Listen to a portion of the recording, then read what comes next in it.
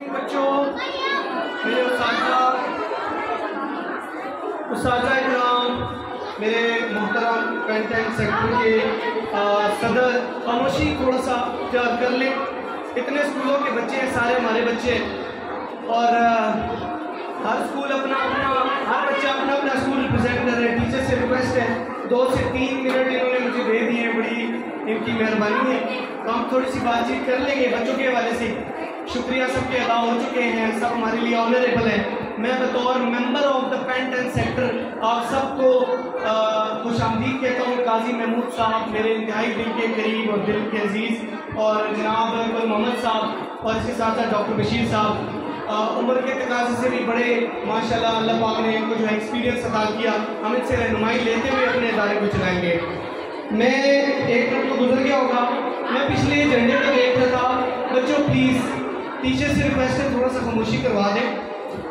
एक छोटी सी चीज़ सिखा के फिर मैं जाता हूँ अपनी सीट पे कि बच्चों मुझे सारे ये पीछे झंडा जो लगा हुआ है, जो पीछे पेस्ट हुआ हुआ है, क्या मुझे बता सकते हैं इस झंडे का क्या मतलब है?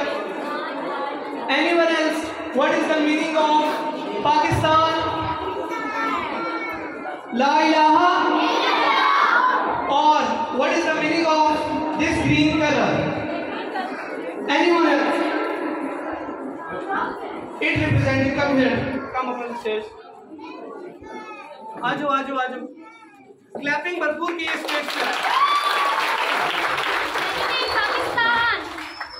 It represents Pakistan. It represents Pakistan majority Muslim. क्या? पाकिस्तान में मुस्लिम को रिप्रेजेंट करता है। और कौन बताएगा कि ये जो व्हाइट कलर है ये किसको रिप्रेजेंट करता है? Anyone else? Come here, come here. जल्दी से आ जाओ, गर्मी भी हो जाएगी। जल्दी से आ जाओ। Clap, clap for her. Clap for her. Clap for her. ऊंचा से बताओ सबको। इतना जोर आपने कवाली पे लगाया, इस पे भी लगाओ। White colour very good. White colour गैर मुस्लिम को रिप्रेजेंट करता है। ठीक है, गो। मैं आप सबका शुक्रिया अदा करूंगा। अब कम है, जब वक्त कम होता है तो आपको पता है फिर उस चीज़ की बातचीत खुल के नहीं की जा सकती।